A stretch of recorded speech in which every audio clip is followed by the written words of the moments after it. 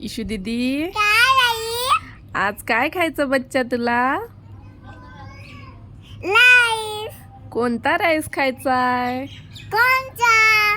Corn rice. हा okay, मी बनवू का तुझ्यासाठी? हा ठीक आहे. म्हणतीस का प्लीज? मी बार बार नाही मागणार. हो, बनवते माझ्या चपाती पिल्लूसाठी. भाजी, ओके. पुरी, वरण भात सगळं खाणार. ओ. म्हणतीस? बनवते बच्चा. Bye bye. Bye bye. नमस्कार सर्वांना, श्री स्वामी समर्थ. माझ्या यूट्यूब चॅनलमध्ये तुम्हा सर्वांचं खूप खूप स्वागत आहे. चला तर मग आजच्या रेसिपीला सुरुवात करूया. त्यासाठी अगोदर तर आपल्याला काय करायचं आहे, शेंगदाणे घ्यायचे थोडेसे, मिरची कट करून घ्यायची, कांदा, कढीपत्ता आणि कांद्याची पात, कोथिंबीर हे सगळे साहित्य चिरून घ्यायचं. वाटल्यास तुम्ही लसूण अद्रक देखील ॲड करू शकता. मी सध्या नाही घेतलेली आहे.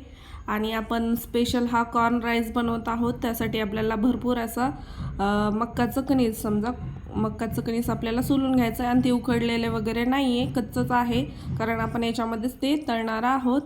तर आता कढईमध्ये तेल टाकलं, त्यात जिरे मोहरी छान तडतडल्याच्या नंतर कढीपत्ता ॲड करायचा आपल्याला. कढीपत्ता छान तळल्याच्या नंतर शेंगदाणे टाकायचे अगोदर. शेंगदाणे आणि मिरची अगोदर टाकून घ्यायची. शेंगदाणे छान तळले जातील अगोदर टाकले तर, ते कच्चे कच्चे राहणार नाहीत. आणि मिरची देखील छान तळली की ती जास्त तिखट लागणार नाही. हे दोन्ही छान आपल्याला परतून घ्यायचं. आणि एक सांगायचं की ही आपण जी गावाकडची मक्का असतो ती देखील टाकू शकता, किंवा ही दुसरी मधुमक्का काहीतरी बोलता तिला, ही देखील टाकू शकता. तर ते आपल्या गावाकडच्या मक्काला जास्त टाईम लागतो भाजायला, आणि हिला थोडंसं देखील लागतो. तरी पण आपल्याला काय करायचं, व्यवस्थित भाजून घ्यायचं. काय होईल नाही तर पोट वगैरे दुखणार नाही. त्यामुळे हे कॉर्न आणि कांदा वगैरे छान परतून घ्यायचं. आपण जसं पोह्यामध्ये वगैरे कांदा हे तळतो, त्यामध्ये कसं कांदा आपण जास्त तळत नाही, तर याच्यामध्ये व्यवस्थित आपल्याला कांदा कॉर्न सगळं व्यवस्थित भाजून घ्यायचं.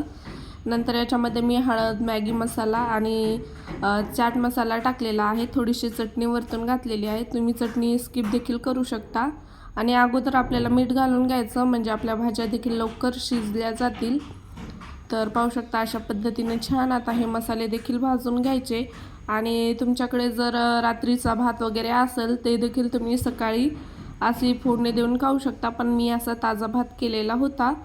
आता आपण काय करायचं, जो भात आपण शिजून घेतला होता तो या फोडणीमध्ये ॲड करायचा आणि याला छान परतून घ्यायचं. आणि भातही तुम्ही गाळ किंवा असा मोकळा देखील तुमच्या आवडी. त्यामध्ये हिरवी हिरवी अशी कोथिंबीर घालायची, ती देखील परतून घ्यायची व्यवस्थित. पाहू शकता किती सुरेख आपला हा कॉर्न राईस तयार झालेला आहे.